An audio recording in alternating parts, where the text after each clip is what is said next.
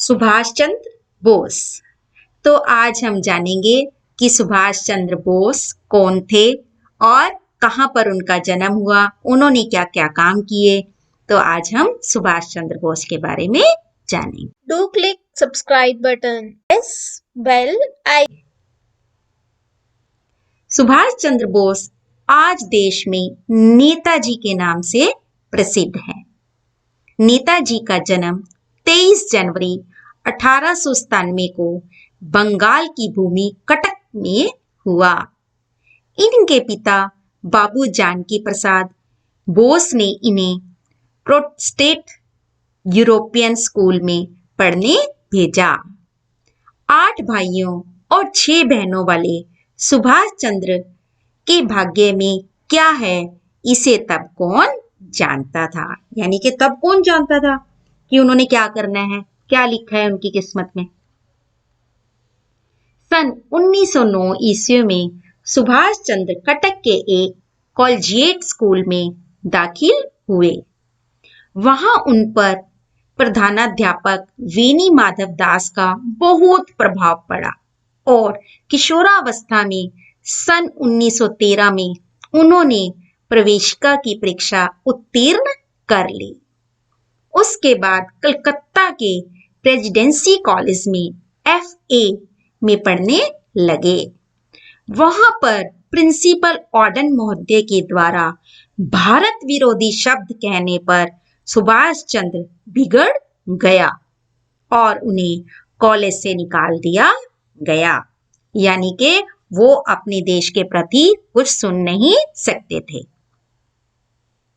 इसके पश्चात BA की परीक्षा दूसरे कॉलेज से उत्तीर्ण की। इसके पश्चात उनके पिता ने ICS की परीक्षा के लिए इंग्लैंड भेज दिया। वहां परीक्षा देकर कलकत्ता लौट आए। यहां उन्हें उच्च सरकारी स्थान मिल गया।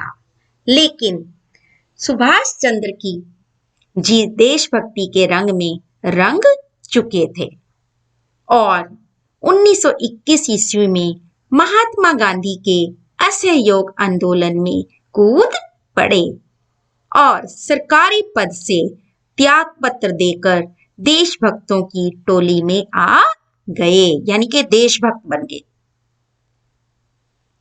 जिन्होंने अभी तक सब्सक्राइब नहीं किया वो सब्सक्राइब और लाइक जरूर करें और घंटी दबानी ना भूलें। जेल से छूटते ही बाबू चितरंजन दास के साथ आपका गहरा संबंध हो गया। आपने फॉरवर्ड पत्र का संपादन आरंभ किया।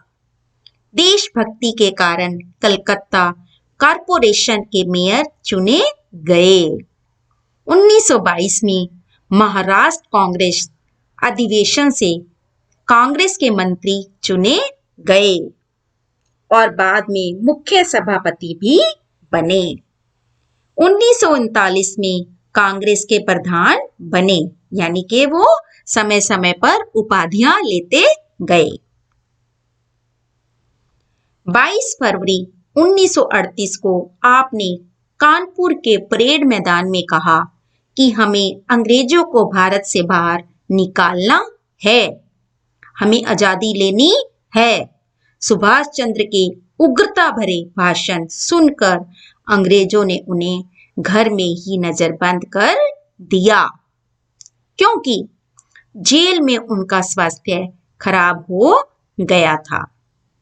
26 जनवरी 1941 को वे घर से निकलकर काबुल के रास्ते से विदेश जा पहुंचे।